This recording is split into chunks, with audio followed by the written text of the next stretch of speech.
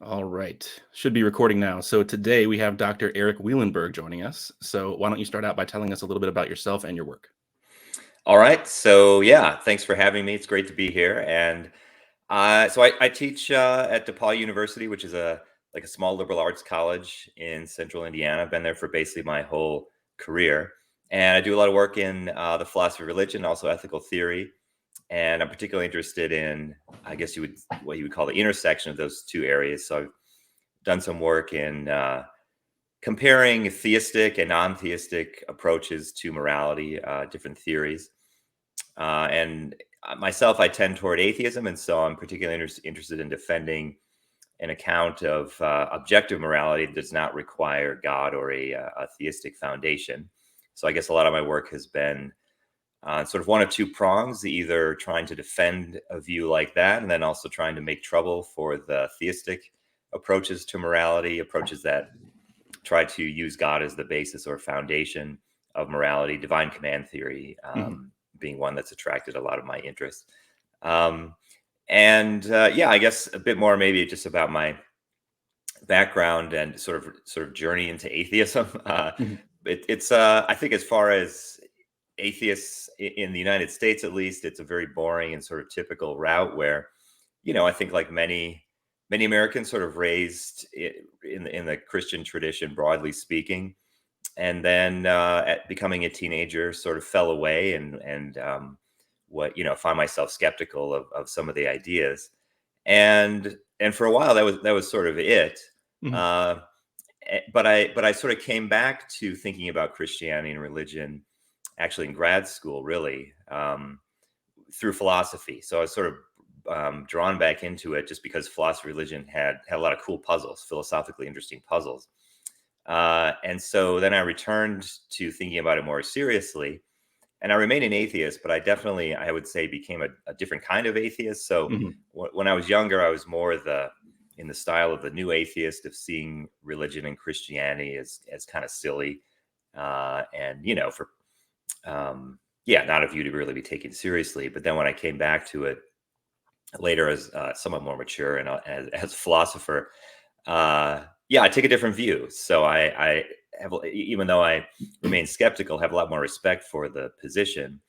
And that's primarily because of the quality of work that's coming out of basically Christian philosophers in contemporary philosophy of religion. I actually spent a year at University of Notre Dame, so I was hanging out with people like Alvin Plantinga and Peter Mhm. Van Inwagen, and it's kind of hard to maintain the view that Christianity is silly when you're confronted with uh, folks of that caliber of philosophy and intelligence.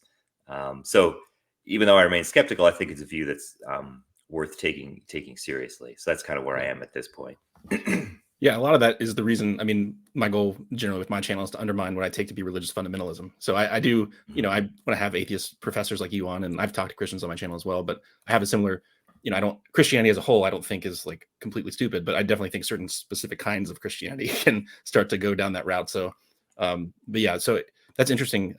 What kind of like religious, like were you like an evangelical background, or like what kind of background were you raised in just before So I'm you? from the Midwest, and it was a kind so the Lutheran tradition, not Mhm. not particularly evangelical, and Okay. sometimes people are familiar with the different versions of Christianity when they hear that I was, going to a Lutheran church. Say, "Oh, that's not surprising." I think it has a reputation for maybe a sort of more stodgy, Yeah. unexciting approach. So, I can't really speak to that. Hmm. But yeah, I didn't come out of a particularly evangelical or like fundamentalist or anything like that Yeah. tradition, I guess you would say. It's almost like no matter what your background is, they're going to read into it and say, like, if you come from an evangelical tradition, the people that aren't from that are going to be like, well, that's why you fell away. And if you Yeah, don't come from an evangelical tradition, they're going to, well, you were just raised in this stuffy Lutheran tradition. You didn't see the Holy Spirit. It just, yeah. no matter what, it seems like. And I think on both sides, the temptation to like Yeah. psychoanalyze the other side is something to kind of watch out for, I suppose. Hmm. But yeah, that is, if as far as my own background, that's the basic story there. Yeah. Was there anything specific that made you start to question initially, like when you were in that environment? Or was it just like, what was the specific things that initially made you question? Yeah, so it was, yeah, there was no, it was a very gradual, there wasn't any big thing. And actually, when we get more into the book, Mhm. this book that deals a lot with C.S. Lewis, his ideas, but also his background, from what I can tell, is kind of similar to C.S. Lewis, where as he became a teenager, I think he started to see, at one point he says, that when he was in his atheist phase, he saw Christianity as sort of one mythology among others, and that is kind of similar to how I sort of began to Mm. experience it. So I think partly, one thing, that I don't think there's any one thing, but I do remember Right. at a certain point, in school we were learning about different forms of mythology, Greek mythology, Norse Mhm. mythology, and at the same time I was going to church and I think Sunday school, and it seemed pretty similar. Mhm. This isn't an argument, this is Right. more Right. of a psychological description, but at the time it just kind of struck me as, yeah, each there are all these different traditions, they all have their sort of different creation myth and view of the gods and so on, and in my mind Christianity started to seem like another one. Mhm. No particular reason to think it was any more true than the Mhm. others. Right. So that was one thing, at least, that I would recall. But have you heard about the minimal facts? So, Right. um, just sorry, just gotta make a little joke. Yeah. So yeah, but I mean that, right. Again, this is psychological Right. psychological account, not so much an argument. Right. Right. Um, so one more thing before we get to the book, is there, just as an interest, just a curiosity thing, like, so obviously your views on religion developed, like, have your views as a philosopher developed much, like, since you started going into philosophy? Like, obviously, you know, I don't know if you had a different position on morality in the past and then evolved to the one you have now, or if there's different views that you've maybe moved on. Yeah, don't we all go through some kind of nihilist phase? And when that we all have that angsty kind of uh, you know late teens, early 20s. I think I had that phase Mhm. at some point. Um, or yeah. It's kind of a cliche. You go to college and you're, I don't know, reading Nietzsche or I was something. about to make a comment. I was about to make a Nietzsche comment. So I So, think I probably had that phase at some point. But I guess in my mind, I kind of mark. I, I think sort of going to graduate school in philosophy, there was a certain kind of maturity, I think, or at least less, relative maturing at that point, both as a person and also, I suppose, as a thinker. And I guess my views haven't changed a ton, sort of since that mhm. period. Um, there probably been some modest changes and so on, but nothing sort of huge. It's more tweaking this and that and trying to work things out more and more, I guess, is how I Yeah. would describe it. So what I wanted to primarily do, which is, just for the audience, there's a book, that you've written called God in the Reach of Reason, Hmm. and I mean, it's not just comparing different views, but it's primarily discussing views of how, like, Hume and Russell and Lewis, like, interact on certain things. And I've read probably more Lewis than the others. Hmm. I've read several Lewis books, like, as I came up, as a Christian, as many Christians do, interested in Yeah. apologetics. I've read selections of the other two, Lewis and Russell. Hmm. So I haven't read like Hmm. a ton compared to C.S. Lewis. But anyway, this book is really interesting because, most people, like we were saying before I started recording this, know you as the atheist morality guy, the Yeah. professor that defends objective morality. So, but this book, you go over a lot of different topics, and it was really interesting. And I remember maybe in the introduction you said that you based it on like a course you taught as well. Mm. um, and so it's very accessible. So, Yeah. I mean, yes, there's, if you've never read a philosophy book, you're going to be challenged in some sense, but it's still, I would say, if you're, in my opinion, this is probably one of the books you want to get if you're interested in philosophy, religion. This might be a good entryway. um, Hmm. so that's what I would say. So that book, can you just give a general, it doesn't have to be like a specific, super in-depth overview, but what's the overview of this book?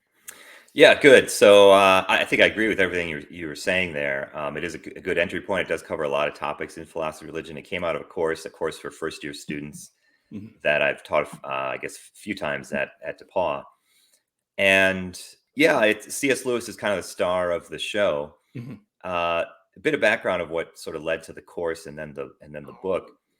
I was teaching, as we all do. I was teaching Intro to Philosophy pretty regularly, and I was, the text I was using, I had a unit on the existence of God, Mhm. And I think the text I was using at that time, I was getting the sense that, the Christian students in the class weren't really sort of recognizing their own tradition in the discussion very well. Certainly, at least the text we were using.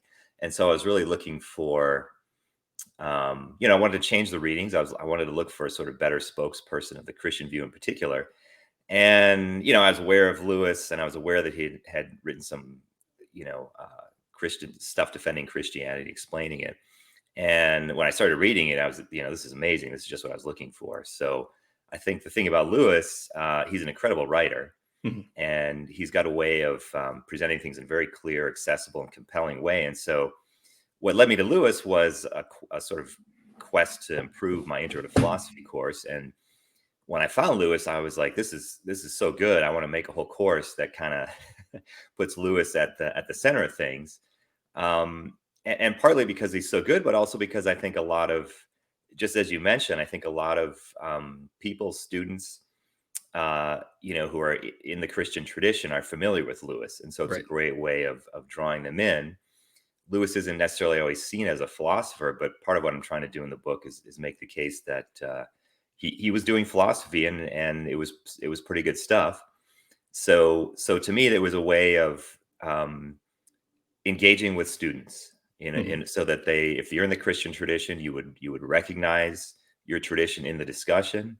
You might already be a fan of Lewis, and so if you could see Lewis as, oh, okay, this is philosophy, this is another good way to kind of draw you into the discussion. And yeah, so I thought it'd be a cool idea to have a sort of discussion or debate type format with the course. So imagining, if we have Lewis and then we try to put him in discussion with some other thinkers. And as I was reading Lewis, I was already familiar with Hume, Mhm. and I started noticing these striking connections where it really seemed like, even though Lewis he mentions Hume occasionally, but it sort of dawned on me that actually he's really responding directly to a lot of Hume's ideas, even in places where he never mentions Hume by name.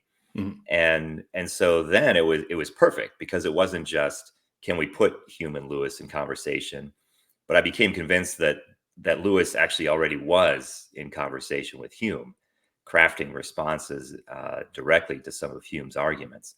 So the Hume-Lewis matchup then became a no-brainer. And then I thought it'd be interesting to bring, Russell in. He's a provocative figure. He's, obviously famous as a philosopher, and for other things as well. But I think in philosophy, probably his best work is in, like logic and philosophy of mathematics, and areas like that, maybe epistemology and so on. And what's interesting about him is actually, when you look at his philosophy of religion stuff, it is sort of like the new atheism stuff. He's kind of the Yeah. original new atheist, pretty harsh, critical of religion, thinking not just that it's false, but that it's just, silly and kind of dangerous and so on. And so what you end up with is, I think, a pretty interesting dynamic where you've got Lewis representing a pretty traditional form of Christianity, but in a very accessible and, I think, compelling way. And then Hume is sort of the skeptic, and Lewis is responding directly to Hume. And then you've got Russell coming in as the more harsh critic, I suppose you would say. And the other thing that's interesting is just the overlap between. So Hume, of course, is 1700s, but then Lewis and Russell, more or less contemporaries of one another. And I guess the final dynamic is, as I was reading more of Russell's stuff, um, I noticed a number of interesting agreements. Mhm. Another interesting thing that comes out is actually, so Hume, Russell, Lewis, of course, there are important differences between them. They're coming at things from very different perspective. But then as you delve into their work, you find these amazing convergences. So there are a Yeah. number of, I think, interesting claims or ideas that all three of them actually agree on. So, a certain amount of it was just sort of getting lucky that there were these interesting connections. But those are some of the findings, I guess I would say, and that's kind of the story of how it emerged. And so in the end, when I was writing the book, it was a case where the writing was able to go pretty quickly, because I'd already kind of worked it all through in the course of Mhm. teaching this class over and over again. So it was a cool way for a book to kind of come along without too much pain, Yeah. just emerging sort of organically from this Right. teaching this class. Yeah. Yeah. Yeah, I think the agreements you go over happen, I think, in the last chapter of the book about their Yeah, approaches towards like faith and reason and multiple other things. But yeah, it yeah, was, yeah. and it was definitely interesting. Mhm. But the first chapter primarily goes over the problem of evil, or at least Yeah. certain versions of it. So Mhm. just for clarity's sake, can you give a general overview, problem of evil, and then the specific one that you're sort of allowing them to have conversations about within that chapter? Yeah. So, basic problem of evil. God is said to be all powerful, all knowing, all good, or morally perfect, and yet there's evil in the world. Uh, there seems to be some kind of, on the surface, some kind of tension or conflict there. That's the simplest way of putting it. Right, right. Philosophers get in there, and it gets more complicated and technical. Yeah. But what I think one important distinction, we don't probably want to get super technical, but the older in the old days, the atheist side would argue that there was some kind of logical incompatibility, so that the presence of evil in the world was actually made the existence of God impossible. There was actually a logical conflict, so that God and evil together were sort of like a round square. It would just be totally impossible.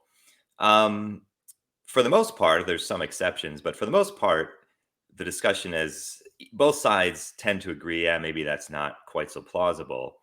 But a lot of the discussion on evil and philosophy these days focuses on the idea that evil rather constitutes some kind of evidence against the existence of God. So if we think of, I think it's helpful to think of when we think of different sort of worldviews, like there's a Christian worldview and perhaps a non-theistic naturalism or atheistic worldview and some others. To me, I think it's helpful to think of it as there's a phrase another philosopher, David Enoch, uses where he speaks of plausibility points. Mhm. So it's almost like you're sort of keeping score. And I think my view is none of the arguments are really 100% decisive. It's more about you get some views lose plausibility points in this area, they gain them in the other, and then you're trying to sort of step back and look at the whole picture overall and weigh all the evidence. So I think in the old days, the atheist philosophers tended to think evil, decisive refutation of theism. Now they tend to think it's more like, no, it's just this theism loses a lot of plausibility because of the evil in the world. And Hume, when he presents, so in one of Hume's classic works is a work called Dialogues Concerning Natural Religion, which is a discussion between these three characters. This is a fascinating work in its own right. Hume gives each of these three characters a different viewpoint, and then he creates this sort of elaborate conversation Mhm. between the three of them. And at any rate, late in that work, they turn to the problem of evil, and they really focus on suffering. And so in the first chapter of my book, yeah, the focus is on suffering as a challenge to the existence of God. Again, not that it shows that God's existence is impossible, but rather that it constitutes evidence against the existence of God. And this is a case where I think Lewis is really directly addressing Hume's presentation of the problem of suffering.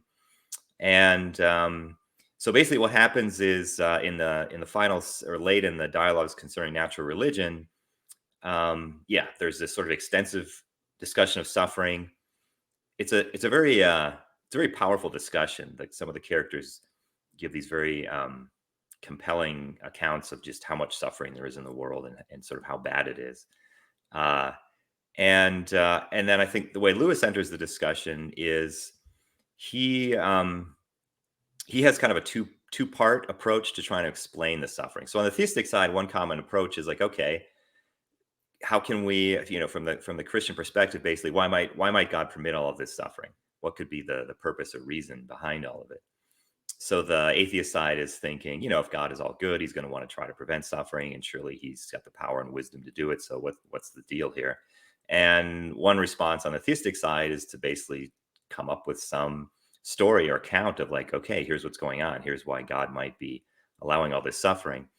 And so Lewis has this two-pronged approach. Another distinction often comes up here is distinction between moral evil, which is caused by human free will, and then natural evil, caused by things like natural disaster and disease. So for the moral evil or suffering, Lewis takes a pretty standard approach.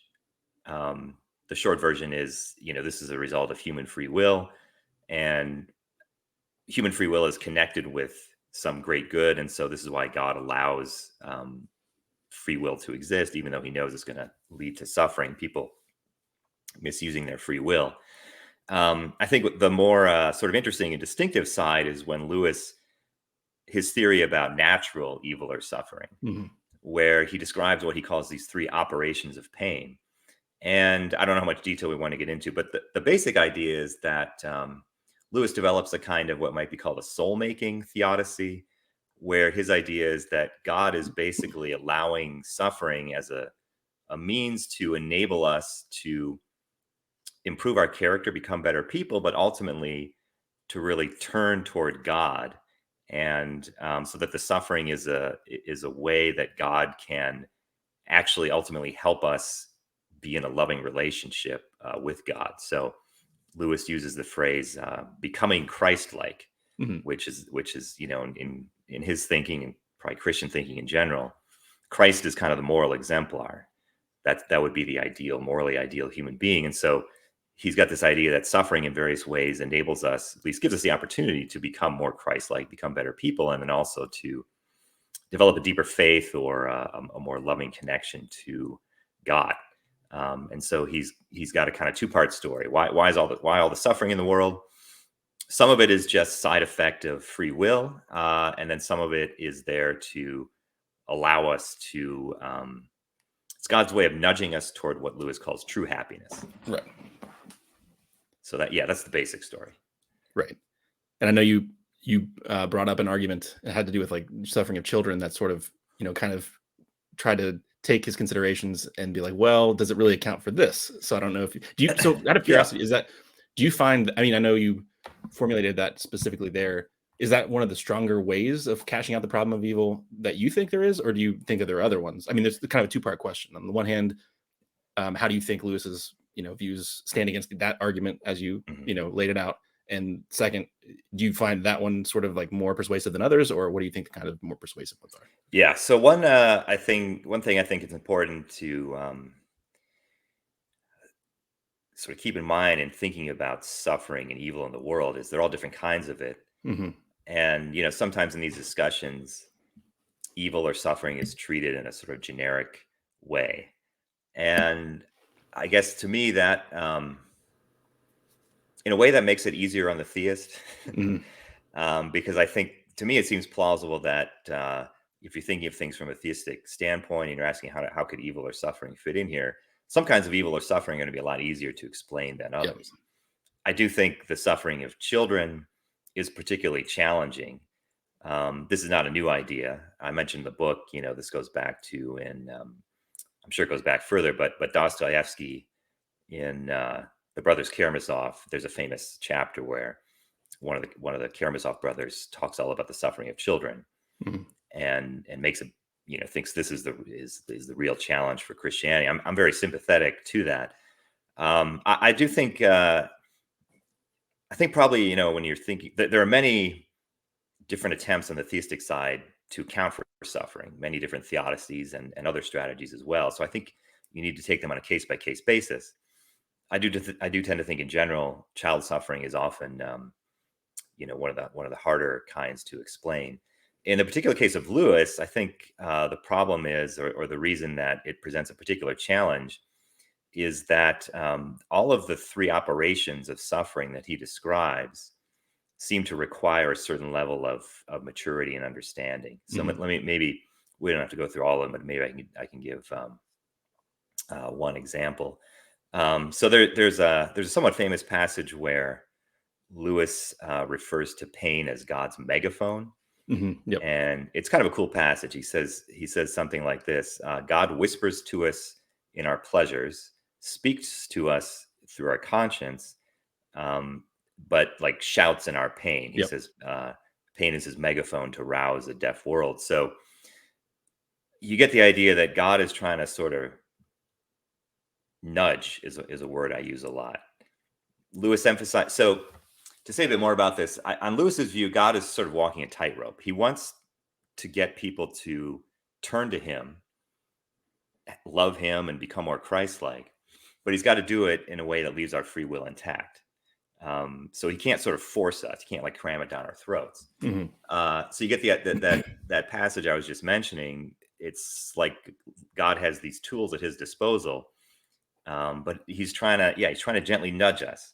And pain is kind of the most extreme, but he still has to use that one in a way that leaves our free will intact. And so in that, when Lewis goes on to explain the pain as God's megaphone passage, what he's got in mind is that one thing that suffering can get you to do is sort of reflect on the way you're living your life. It's a very familiar phenomenon, I think, psychologically. When things are going well, no one stops to ask, like, why is this happening to me, right? It's like we just take it for granted. Things are going great. It's when it all goes to hell that you sort of are inclined to take stock and think about the way you've been living your life.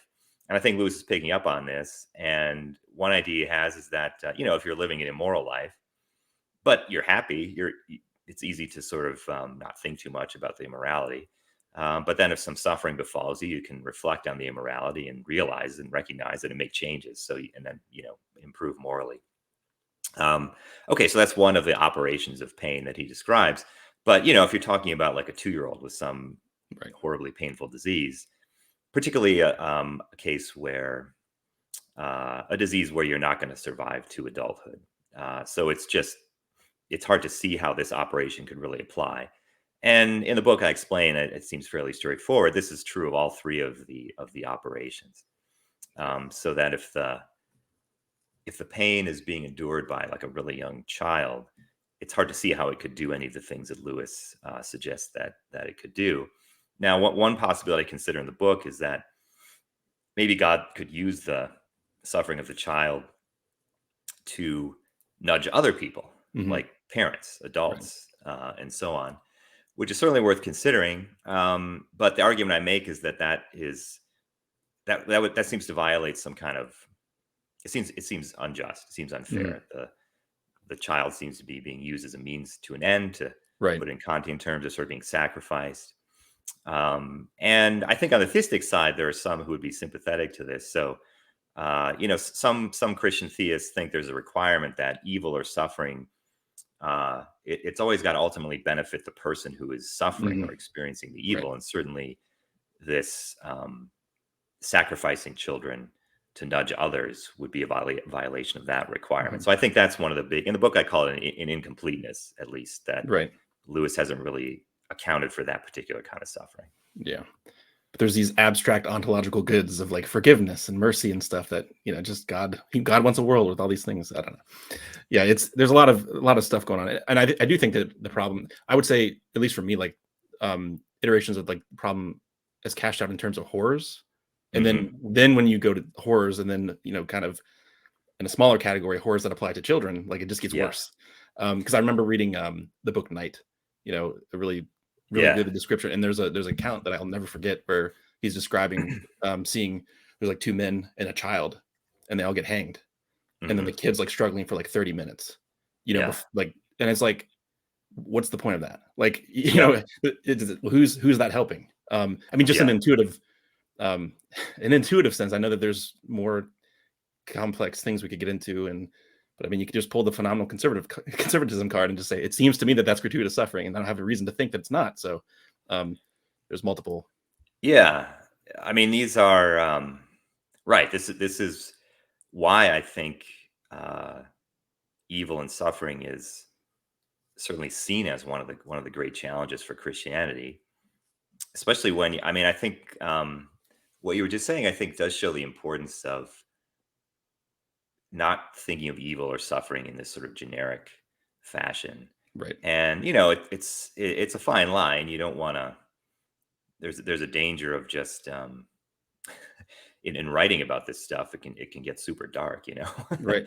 Yeah. But some of the detail matters of like Right. these particular cases, like why possibly could this be doing, and that I think that's why that chapter in the Karamazov brothers book is so powerful. Dostoevsky actually, when he was writing that, I mean, he gets in a lot of detail and it's pretty intense and gruesome. I mean, similar to what you were describing. He actually got a lot of his examples from the newspapers, so they were real cases along lines of what you were describing. And yeah, at the very least, it seems the theistic side has some explaining to do. And there are a lot of attempts to offer those explanations. But yeah, I think in the book, I'm focusing on Lewis, of course. And I think it's, the way I'd put it in a nutshell is like his operations of pain seem to just be for grownups. And so even if everything he says makes sense, there's an important category of suffering that still just seems to be totally unexplained, right, on his account. Yeah. Yeah, and I mean, just obviously taking this a little bit out of the bounds of what you specifically said in the books, just because we're on the topic. Like, some people will try to say, well, those children go to heaven and they're compensated, but does compensation equal justification? That's a whole nother moral rabbit hole to go down, because and this applies to animal pain too. If you want to say, people develop theories of an animal afterlife, which is becoming more and more popular, it seems, within certain theistic circles. But you still have to have the question of, just because they're compensated. And I've heard, it sounds like Josh Rasmussen is toying with the idea that like animals like came in from another life and chose to, like, there's like, it seems like you're adding auxiliary hypotheses to like explain this, but it seems like people are trying to get creative with certain things. I don't know if you just have any general comments about that. Well, I do think it is the child suffering is a tough nut to crack. And right, the thing you mentioned of like, so maybe God, he's sort of sacrificing them like pawns in some big cosmic chess game, but then they get like a straight shot to heaven. But then, at least on Lewis's view, then they seem to be missing out on the whole character building. So another idea, I think that's common on the Christian side, is you've got to have a certain kind of character. You got to be a certain sort of person to be in heaven. It's just that the heaven system isn't going to work unless only certain kinds of people are allowed in. So I think what sometimes happens is you're trying to explain one thing, and you come up with a theory that might work there, but then it's going to be in conflict with other parts of the overall system. So I think another thing to keep in mind is how is the whole thing supposed to hang together? That's certainly true on the non-theist side as well. Yeah. But yeah, I mean the idea of an animal afterlife is pretty interesting, and I think with the soul making thing, there's also there. I think there are considerations that tend to drive that toward more something like almost like Buddhism. I mean, what you were describing there has a Buddhist flavor to it of, we're coming back in another life. And so, for example, somewhat famously in philosophy, so another philosopher who develops this soul-making approach, John Hick, ultimately was led to thinking that this life would be just like one stage in the process of veil making, and that there would have to be other stages and levels. And what he was thinking was just, and I think this makes a lot of sense, like who really is finished by the time how many Christ-like, how many people are Christ-like by the time they die? Yeah. Not the majority, right? And so if that's what is going on, it seems like this is going to just be one stage in the process. Yeah. So I think that's another interesting consideration in generally this soul making approach. Does it require further levels beyond this stage? Yeah. And just as a side note too, like, it's really interesting. I have friends that are Christians that do YouTube and stuff. And one of the really interesting problems, I think, is like, if you want to define life beginning at a really early stage, like a zygote or something, then how many spontaneous things happen? Those don't count. It's like 50%, some crazy number, like 50%. So is half the population of heaven going to be people that didn't experience anything? And so there's all kinds of problems to me with this picture of some of these theodicies. I don't know. That's very interesting. Yeah, what's going on there? Right.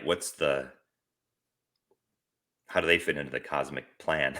Right. It all depends on where you want to draw the line of like when is a person. I mean, that just opens a whole other can of worms. But right. But moving on to the next chapter, there's multiple things covered there, which is, I mean, first of all, don't you know that morality proves God? So what do you have to say to that, atheist? Sure. So that's a big one. So in the second chapter, Lewis in his writings develops three main arguments for the existence of God. And one of them is a moral argument. And I think ultimately Lewis's idea is that and this, of course, is a familiar idea, that we need some kind of he uses the phrase higher power, some kind of higher power to account for, if we think there are objective moral obligations that human beings have, there's going to have to be some higher power that in some way or another is the source or ground of these obligations. Yeah, I don't know how much we want to get into that. So this, I guess, is right in my wheelhouse. I mean, so the short version of my strategy for resisting this kind of argument is, I think I can sum this up pretty briefly without getting into a ton of detail. One idea I push is that when you look into the detail and the nitty gritty of the theistic approaches to morality, by which I mean an approach that says, okay, we've got objective morality, like good and evil, right and wrong, obligation, and God is somehow going to be the foundation or source of these things. So the divine command theory, simple one, our human moral obligations somehow are grounded in commands from God, divine commands. So one of my claims is that when you look into the details of these theories, you'll inevitably find some, what I would call a moral axiom, a moral claim that has no foundation, including in God. Now, this is not meant by itself as an objection to these theories. I think this is actually inevitable. If you think there's objective morality, anyone who holds that view is going to have to appeal to some. At some point, you just hit bottom, and you just have to say, okay, here's this foundational moral truth. There's no further explanation for it. But once we've got that, we can kind of go from there. Right. But I think the theist views are sometimes advertised as not having that, where they're sometimes described as, no, everything is all the moral truths are ultimately grounded in God. I think that's just inaccurate. What happens is some of them are grounded in God, but to accomplish that grounding, there's one fundamental appeal. There's at least one that's just there on its own. And so if that's right, then my basic argument is, okay, you got the theists ultimately are appealing to moral axioms. Seems fair game for the non-theists to do the same. And so the theists and the non-theists are in the same boat. So the non-theists can build objective morality by just starting with some plausible moral axioms, first principles, and going from there. Theist side might be tempted to object. You can't do that. Where you're just pulling these out of nowhere. They're floating in midair. Response is, you're actually doing the same thing. Yep. If we look more closely, we're playing the same game. We just have different axioms. So there is not actually any deep, difference between them. And I think that connects to the moral argument, in that the moral argument often depends on this idea that a non-theistic approach is less plausible because it appeals to these moral axioms. But the same thing is going on the theist side. And so to me, that takes a lot of the force out of the idea that, you can't have objective morality without a theistic foundation. The foundation could simply be these moral axioms. Yeah. I think that was a really good summary. And if anyone there's a book you've written, Value and Virtue in a Godless Universe, which is more of the entry level, and then the Robust Ethics, which is more in depth. So I just want to say to people that he's just summarized it very briefly here, but if anyone else is interested in, he's got multiple books. I remember it was funny because I was reading you as I was getting more interested in philosophy of religion. I was reading the Robust Ethics book, and a lot of it went over my head initially. And I remember I read a couple sentences to my wife just as a joke. She has no clue about any of this. She's like, "What are you saying?" Yeah. So please stop. I do that. I just do that. She's not interested in that kind of stuff as much as I am. I do the same thing to my wife too. It's great. That's great fun. I read a couple. So I actually did something. I just read Theism and Explanation by Greg Dawes. And, using terms like desideratum. I don't even know if I'm pronouncing that right. And explanandum, exponans. And I just found a paragraph where he just used a bunch of words. And it was great. Yeah. But I just read it to my wife, and it just made me laugh. She's like, just gave me this look. Yeah. You get into the jargon. So, right. So you've mentioned, I've got 3 books. You've mentioned all of them. I appreciate that. So the one we're talking about now, the Lewis one, but then, on the ethics without God genre, definitely the Value and Virtue in a Godless Universe is, I think, the more accessible one. And then the Robust Ethics one, I do think there are ideas behind the jargon there, but that one is just more, it's just sort of at a higher level, so on. But I would say there's a purpose to it. I wasn't trying to say that the jargon. I just think it's funny. Yeah, that's right. I guess one thing I could say just briefly how they're kind of connected. I think Yeah, the robust ethics one, I mean, it's just, getting more into the nitty gritty. It's the same basic Mhm. view, Right. but probably what is newest, or in robust ethics, what most goes beyond value and virtue is getting much more into a theory of how we might have knowledge of Yeah.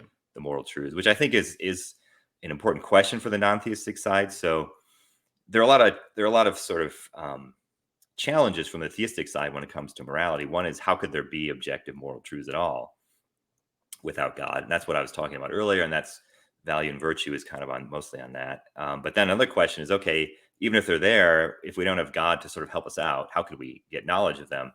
And that's probably the newest part in robust ethics, where I'm trying to give an account of how that might work, which gets into a lot of psychology. So that's Yeah. some of the newest stuff. But yeah, the value and virtue is definitely the one to start with if you want to go down this rabbit hole. Yeah. It's interesting though, because I think it seems like people that are interested in philosophy, I mean, this is just my perception, but it seems like Craig's moral arguments similar to Craig's are sort of losing, like, especially, I mean, I'm 30, I mean, I'm not that young, but like with people that are interested in this that are sort of younger, it seems like Craig's Mm. moral argument is losing steam even among theists. That's just my Okay. perception. I could be wrong about it, but it seems like the moral, like the epistemology stuff, is the one that they're Mm. turning to. They're turning to that now. So it's I like see. it's less towards, you can't have morality at all, and it's sort Yeah. of pivoting Yeah. towards, well, how do you know if you do? Hmm. So it seems, um, yeah, I think that's an interesting turn. Again, I don't have any data to back that up. It just seems to me that that's Yeah. based on my That is interaction. interesting. Yeah, it's interesting just how these some arguments, how their popularity waxes and wanes Yeah, over time. But I and certainly the epistemology question of the knowledge question, how do we get knowledge of them, is definitely an important one. yeah. Yeah. So. So let's move to the argument from reason. Mm. Just briefly sketch that. And it's just my thoughts. I don't know. For some reason, it just strikes me as almost like getting sort of presuppositionalist y, like not quite, but it has that certain Uh-huh. flavor of it. I don't know if you go ahead and explain. I don't want to give my thoughts on it right now, but Yeah. So right. So Lewis, he's got three arguments for God's Mhm. existence. So the moral argument is one, and then another is the argument from reason. And this is a pretty interesting case where in contemporary philosophy, Alvin Plantinga Yeah, gave an argument, the evolutionary argument against naturalism. And this it seems similar in some ways to Lewis's argument. So I think some people kind of think this is a case where Lewis, to some extent, may have anticipated Plantinga. Plantinga cites Lewis. Uh, but at any rate, yeah, so this part of the book is where I probably spend the most time just trying to figure out what Lewis is really getting at. Mhm. And I think one of the challenges is there's this kind of famous episode related to this argument where Lewis apparently there are a couple drafts or versions of the chapter in which he presents the argument. This argument is from a book of Lewis's called On Miracles, or maybe just Miracles. Anyway, and he presented it, at Oxford, some I think society, and another famous philosopher at the time, Elizabeth Anscombe, was there and gave some objections, and then that led Lewis to revise the chapter. And my kind of take on it is that the argument that the chapter ended up kind of having different strands of arguments kind of jammed together. So what I try to do in the book is just untangle this and get to like the core of what really is the sort of fundamental idea that's driving this argument.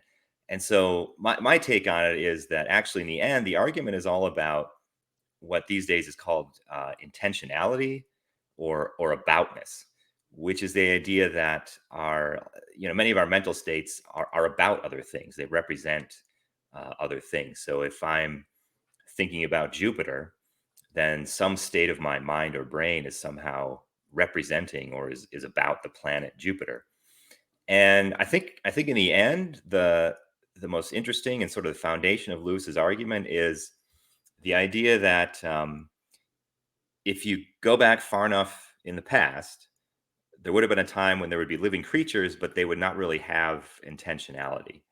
They would just have a kind of stimulus, what Lewis would call stimulus and response, but they wouldn't actually be thinking about other things. They might respond to stimuli, but there'd be no aboutness or intentionality. And I think the guts of his argument is this claim that if you have starting from a situation like that, there's no way that evolution could then introduce intentionality into the picture. And so you would basically need God, a being that already had intentionality, which could then somehow bestow it on human beings, for example. So in the end, I think it actually boils down to an argument about what evolution can't do. Right. It could not take creatures who only had stimulus and response and give them the ability to think about things. And what's interesting about that is in philosophy of mind these days, there's a ton of discussion on precisely this topic, trying to understand, intentionality, how is it possible, and how it might have emerged through evolutionary processes. I think a weakness of Lewis's argument is he just sort of asserts that it's impossible. Yeah. So it's a case where, that seems sort of unmotivated. He just kind of says it. And especially, there's a long history, I think, of theistic arguments making claims about what evolution cannot do. And then later on, theories about how evolution could have done that emerge. I don't think it's a case where we can definitely say, like, okay, we all, on the naturalist side, it's, there's a widely accepted theory about how it emerged, but it's not as cut and dry as I think Lewis suggests. Yeah. I mean, there's also I would say naturalist friendly things like panpsychism even, I would say, some people might dispute whether they're really naturalists, but it doesn't seem to me that I think they could call themselves consistent naturalists. But there's all kinds of stuff. Yeah. I mean, panpsychism, there's no God on that Right. view of things. So to that extent, at least it's a naturalist view. So the other sort of point, at least when in the book, when I'm discussing this, and this kind of goes back to what I was saying before about kind of looking at the big picture and this idea of plausibility points and weighing things. I draw sort of parallel where on the theist side, one, in addition to, so back to suffering. So on the theist side, you're presented with suffering, and the non-theist is saying this is evidence against God's existence. So one move is to try to explain why God might permit it. Another move is to say, well, we don't know the explanation, but maybe it's not surprising that we wouldn't know the explanation, since God might have reasons that are far beyond our understanding for permitting the suffering. And I think there's a kind of parallel move on the non-theist side, which is basically, look, humans are what are we? We're sort of glorified monkeys, and our minds are not like all-purpose reasoning machines. Certainly they're capable of getting at the truth and so on, but they're sort of meant to, from an evolutionary perspective, they're best suited for certain kinds of thinking and so on. And then we've got this, difficult philosophical question as to how intentionality arose. Maybe it's not surprising that we'd have a hard time sort of pinning that one down. Even if there were an evolutionary explanation, maybe it's not surprising that we would struggle to come up with it. So I kind of see that as on a par. I do think that the naturalist is in a much stronger position if they can give a plausible account, and there are efforts out there. So this is sort of a lot of contemporary philosophy of mind has theories trying to do this. But also, I think even if there is no sort of widely accepted theory, it's not going to be decisive. Another possibility is, there is some explanation. But unsurprisingly, with our monkey brains, we have a hard time kind of pinning down what it is. Right. So you want to briefly go over the argument from desire, because I want to get to the miracle stuff. I'm really excited to talk to you about that because I've read a lot of stuff. But briefly, I don't want to skip the desire one. So briefly go over that. Yeah. Okay. So argument from desire.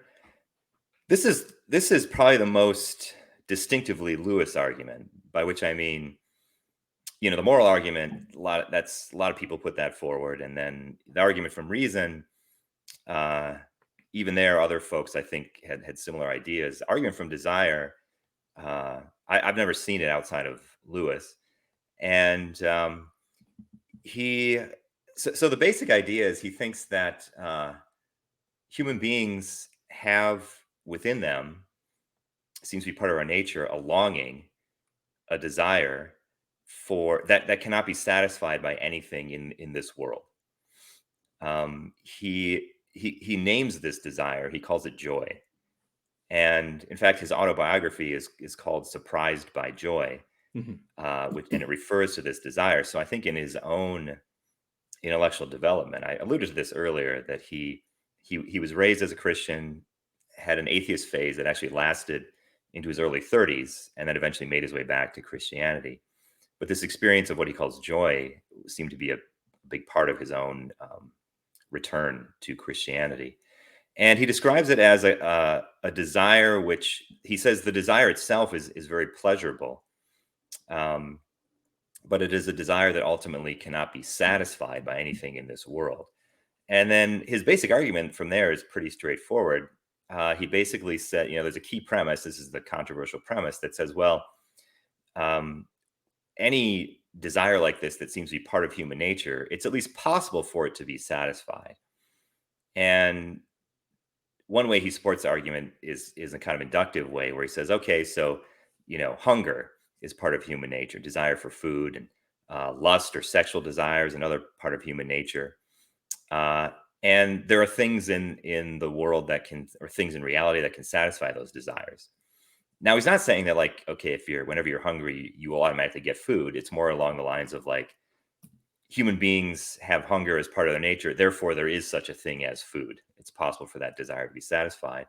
And then he just extrapolates and he says, okay, we've also, along with those desires and others, we've also got joy as part of our nature.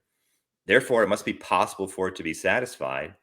Can't be satisfied by any earthly thing. Therefore, there must be something beyond, the earthly life, where this desire can be satisfied.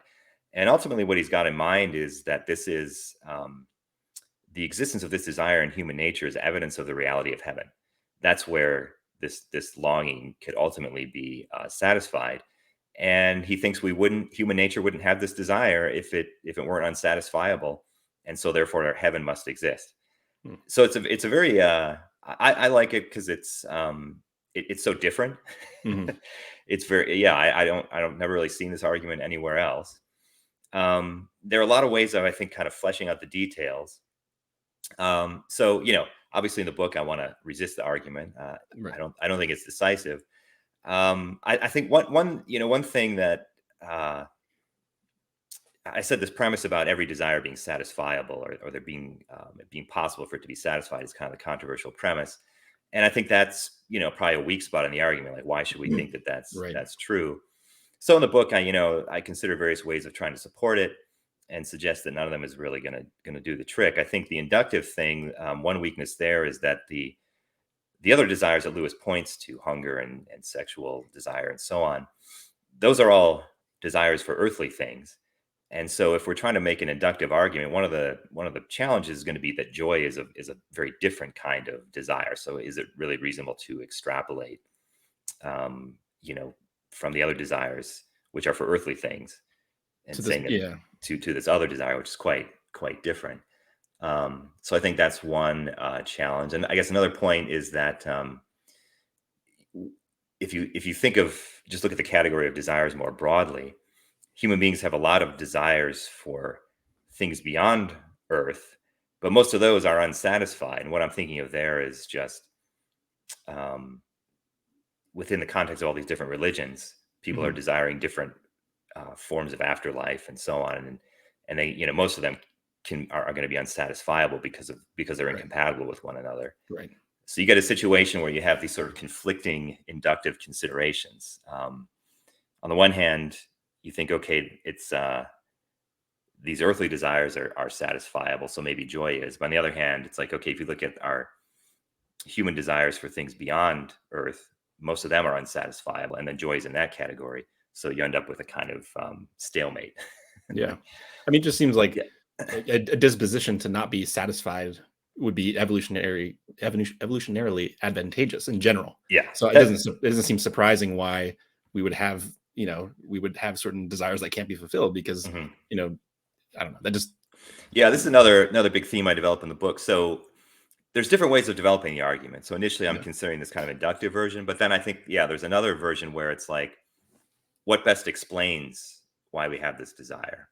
And then there, the theistic argument would be, well, the best explanation is that there's a God who put this desire in us to kind of push us toward God and toward heaven and so on. But yeah, just as you say, I make the case in the book that from evolutionary perspective, yeah, the satisfied creature is kind of at a disadvantage in the intense struggle for survival, right? So that, and this is a theme that has been developed independently by evolutionary psychologists, that the goal of evolution is for us to survive and reproduce, not to be happy and content. So that it's not surprising that from an evolutionary perspective, that happiness and contentment would inevitably be fleeting in human life, Right. because the one who is happy for a bit but then inevitably dissatisfied is just gonna sort of come out ahead in the struggle for survival. So yeah, I do think this sort of longing or inevitable dissatisfaction,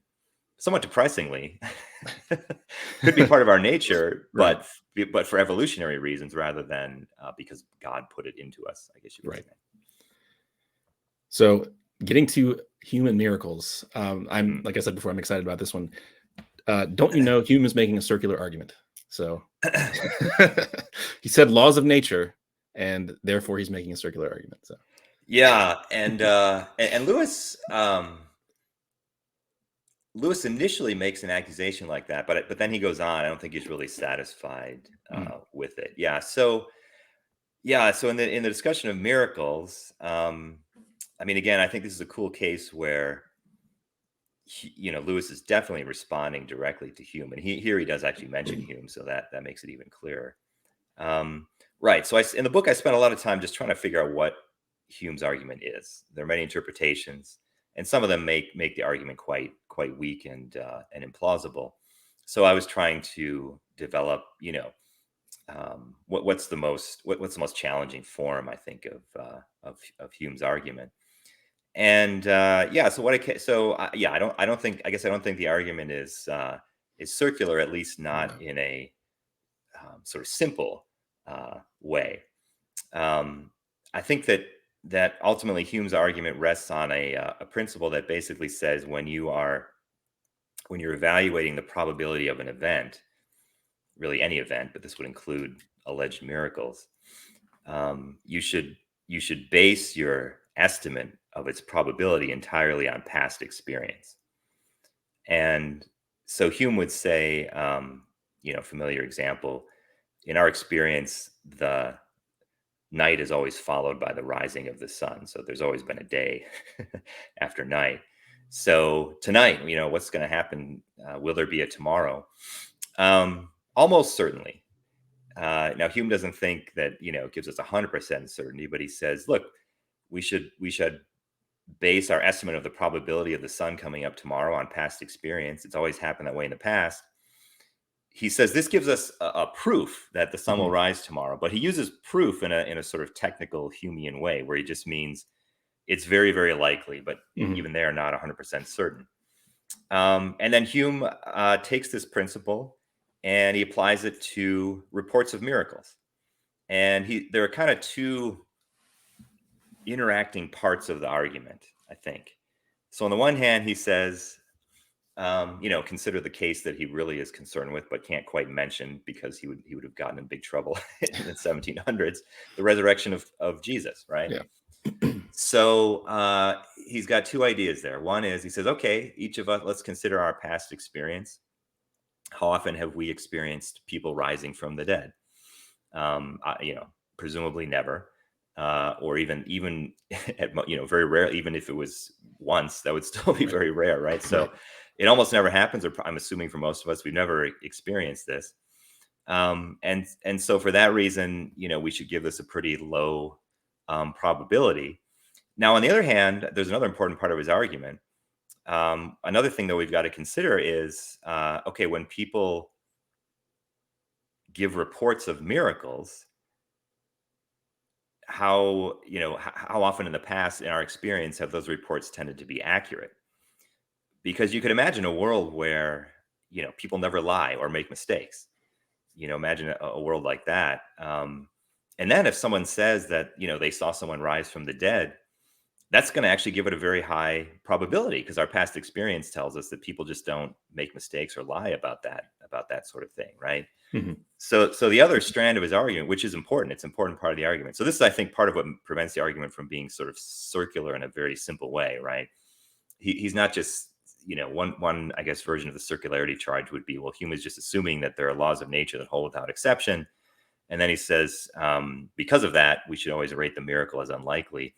But to assume that the laws of nature have no exception is to assume there are no miracles, which would be just, very disappointing type of circularity. I don't think that's what's going on. Right. Instead, I mean, Hume is actually saying, like, even if this miracle occurred, like, suppose for the sake of argument it actually happened, it's more that we're just not it's not going to be reasonable for us to believe it on the basis of eyewitness accounts, because of the epistemic position that we're in. So I don't think he's assuming that there are no miracles. It's more a problem of, even if there were any, it'd be very hard for us to give them any credence. Mm-hmm. And again, so the two considerations are, on the one hand, so you get in the Gospels the accounts of Jesus rising from the dead. Hume says, okay, we're going to assess the probability of this account being true. One thing is, how often have we experienced this in the past? Probably never. On the other hand, how often have we experienced accounts of miracles and other, wild stories that turn out to be false? Pretty common. And so put it together, what's the most likely, what most likely is going on? That these accounts are false. And so he says that's the most reasonable thing to believe.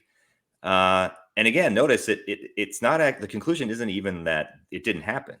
It's like, maybe it happened. It's just, it's never going to be reasonable for us to believe that kind of thing happened, because we're very, we've never experienced that. And we're super familiar with human beings making up wild stories and being unreliable. Right.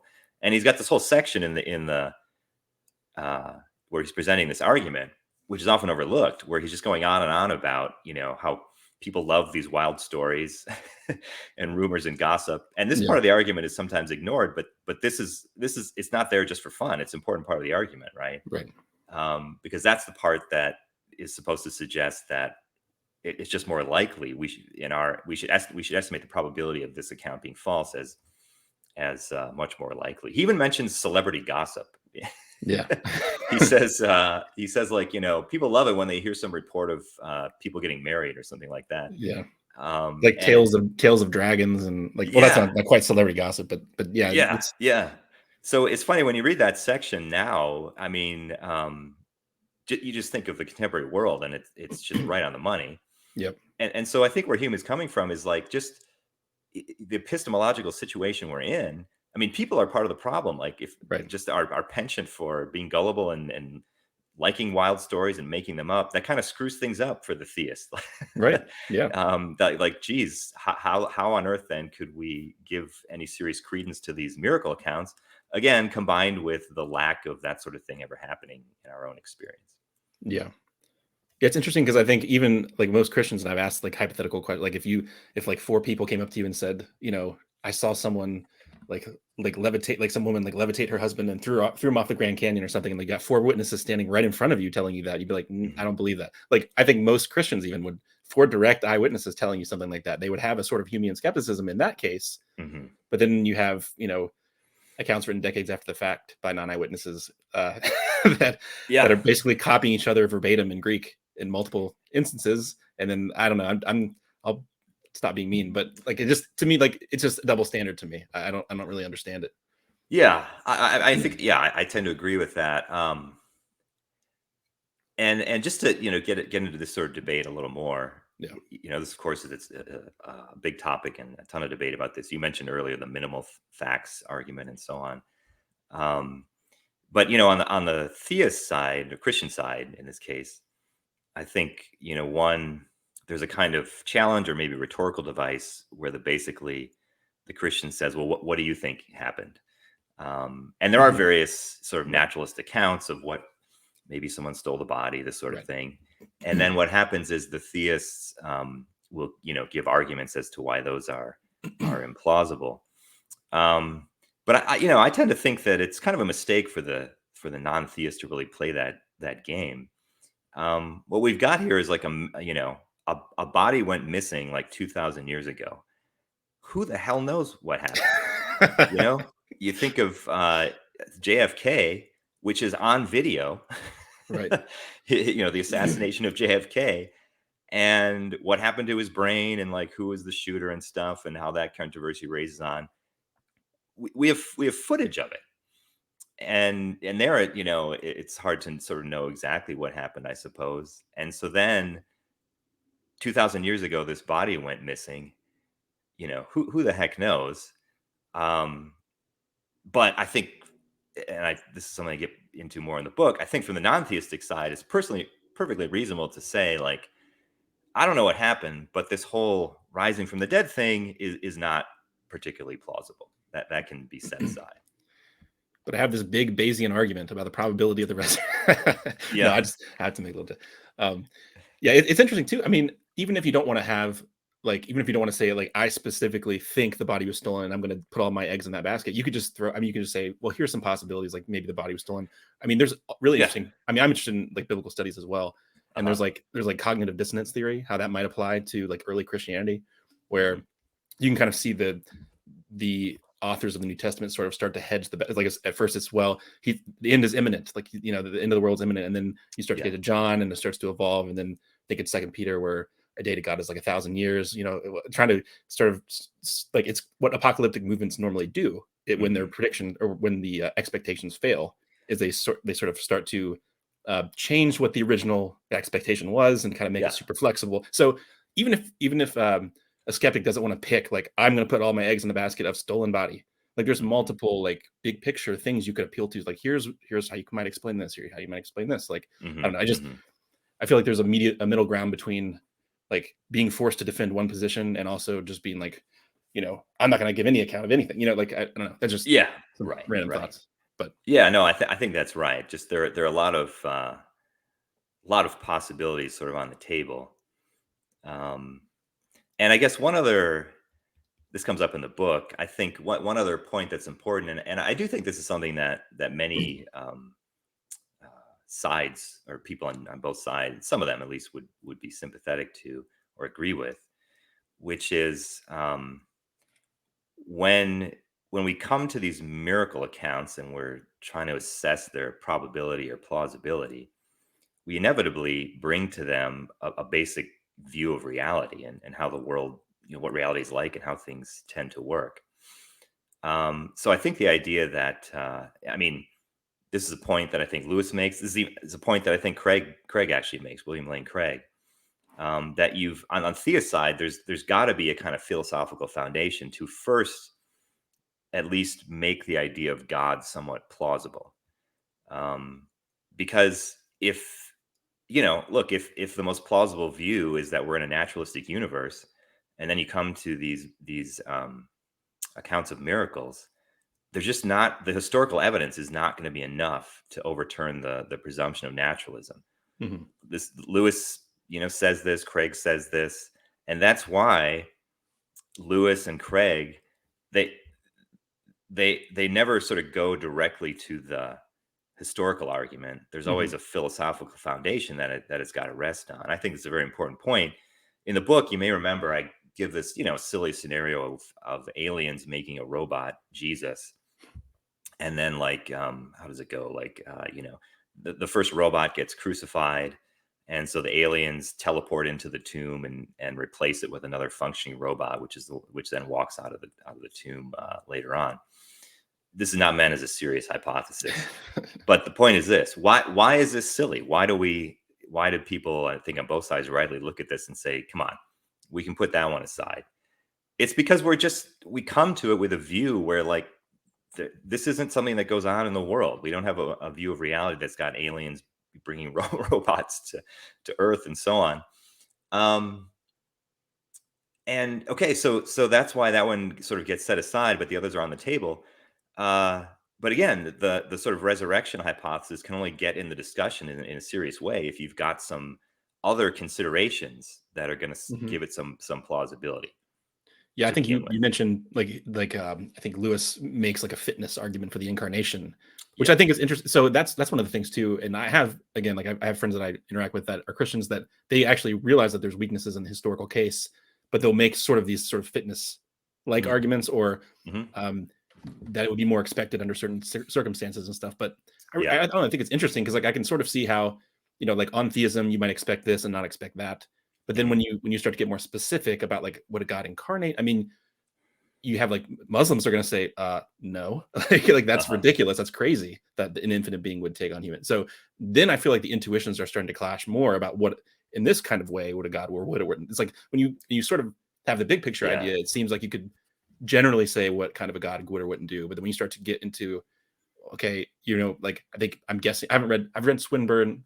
I haven't read his like incarnate or defense of the resurrection stuff. I've read his defense of the existence of God, but you know, I know that I'm pretty sure he makes those kind of similar arguments about like why you might expect God to become incarnate and all this other stuff. So I feel like that starts to get tricky when you do that. I don't know, but that's just and let me mention one other. I mean, I think those are, I agree. I would add something else into the mix about how, sort of going back to this idea of sometimes when you're addressing one issue, you can go down a path that maybe conflicts with other parts of the worldview. So you got to think of how the whole thing hangs together.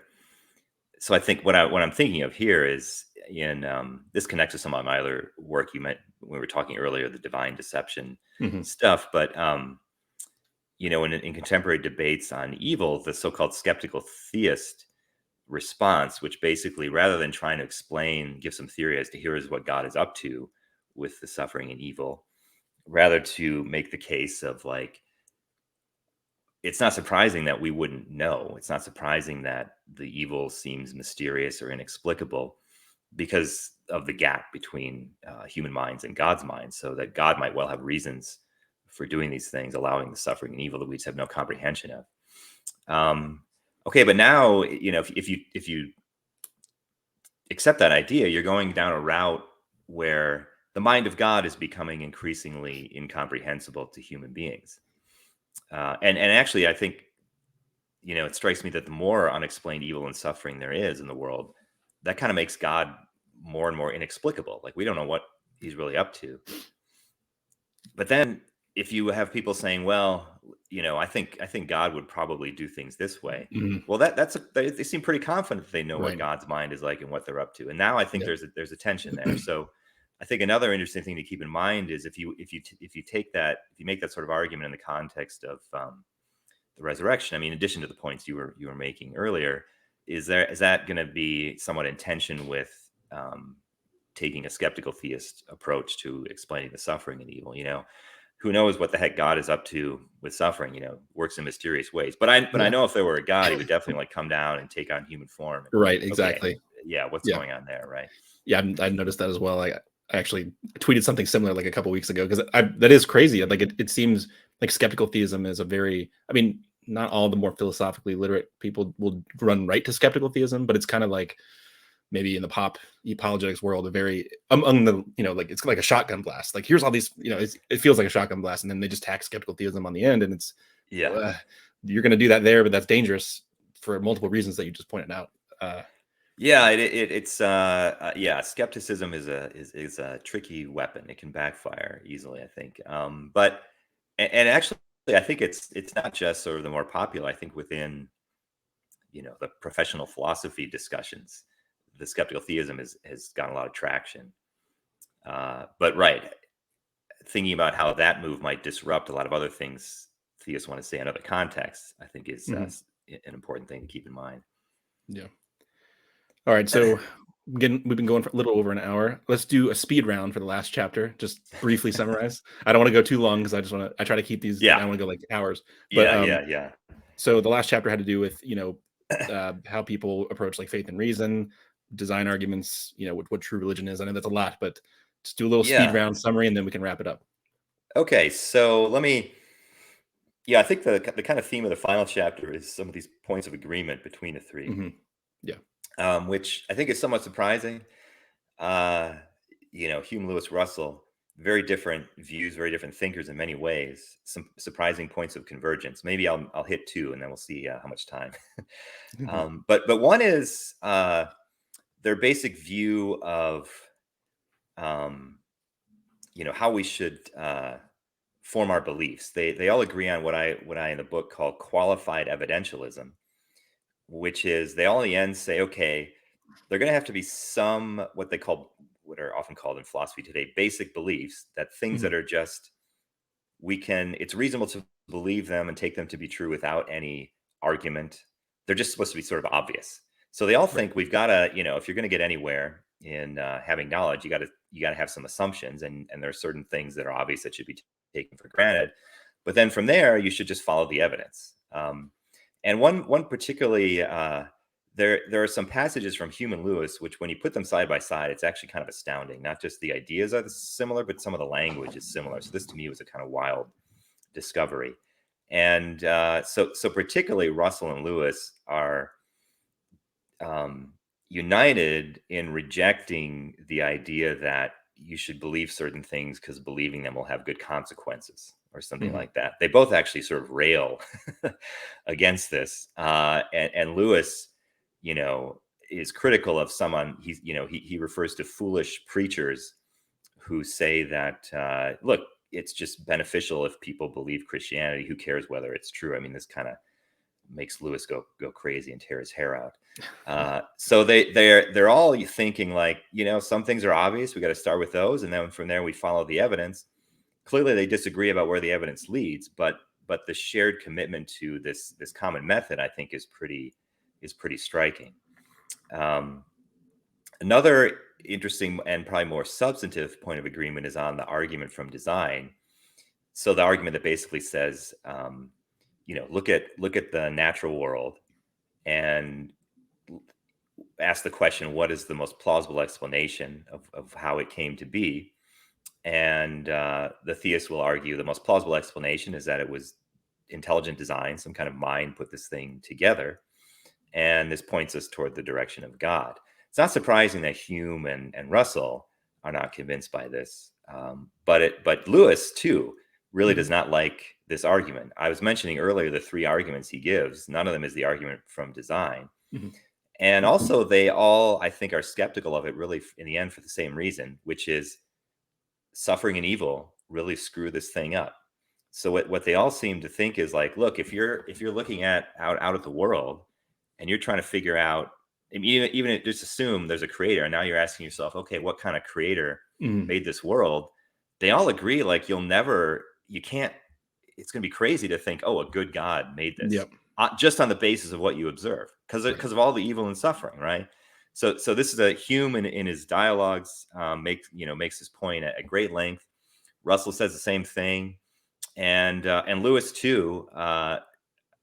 In early in The Problem of Pain says, it's sort of crazy to think that people would ever become theists on the basis of the argument from design, because just looking at the world, you could never think that this is what a good God did. Lewis says you need other reasons. Right.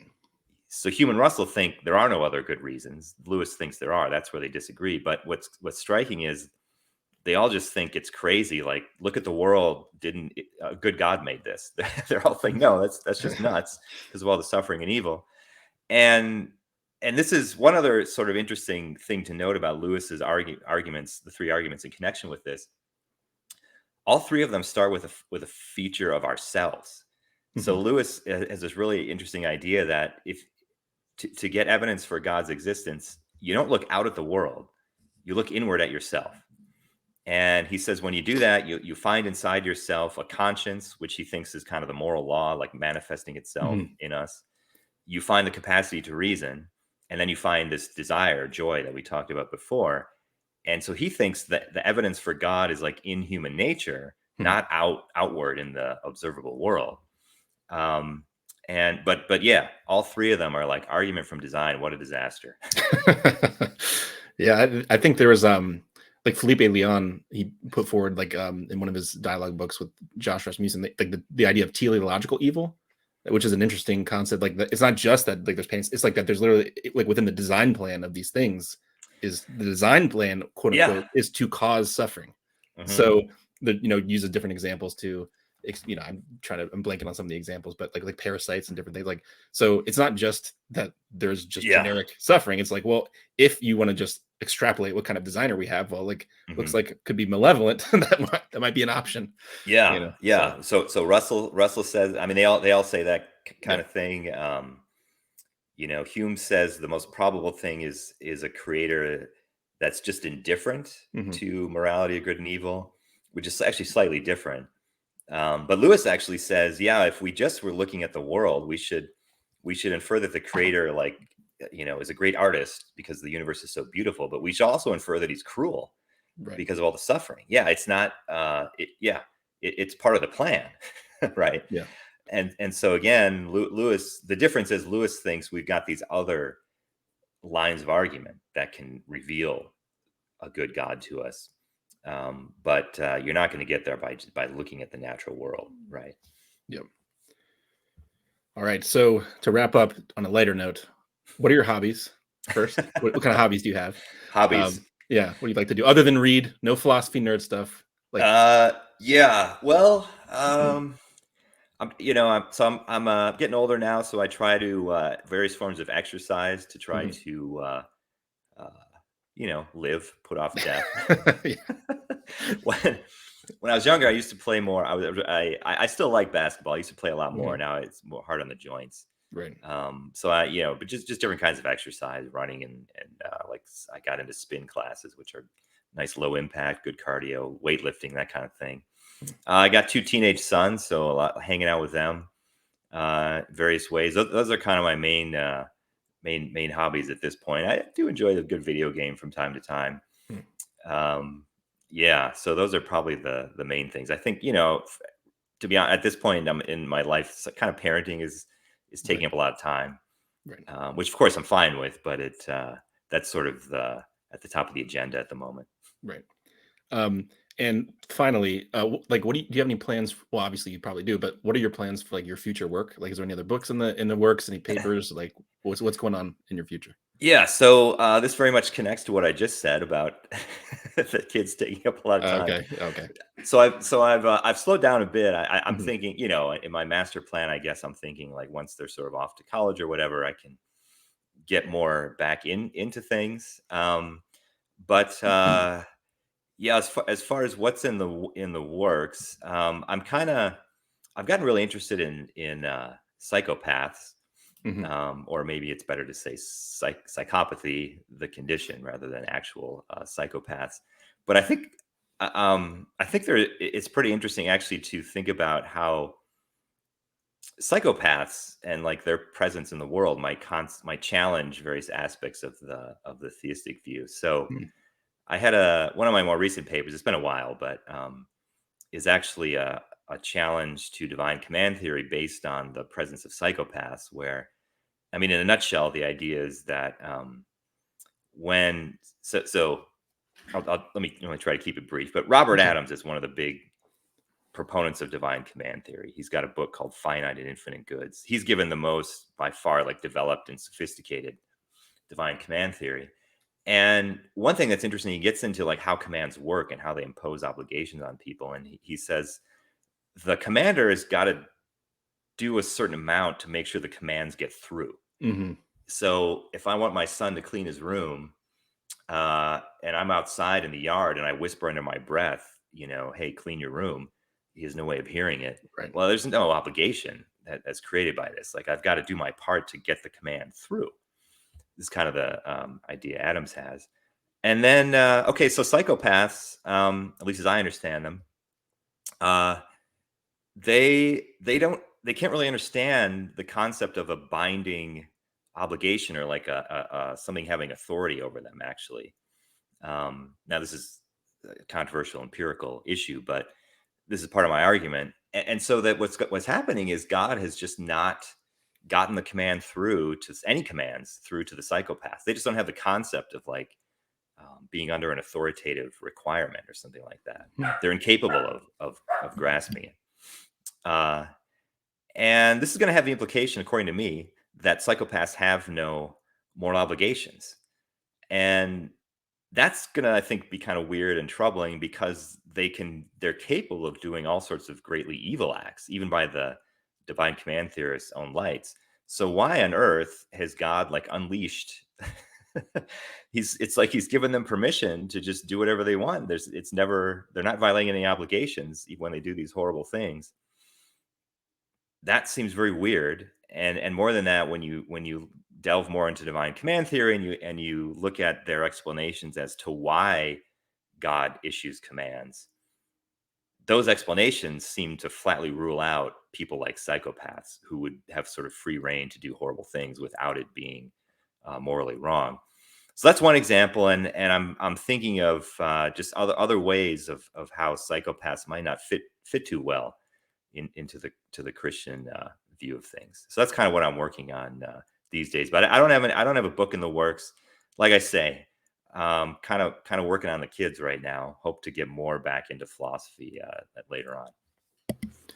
That psychopath issue is definitely interesting. I'm gonna have to check. I don't think I've read. Yeah, I didn't read that paper yet. I think you brought it up in the debate with William Lane Craig. Yeah, that's kind of where it came from, actually. Yeah, you have to revisit that. But yeah. I think it's fun stuff. Yeah, I think that's a good place to end. I muted my mic because my dog started barking in the background, so Sure. they're getting mad now. So, but all right, yeah.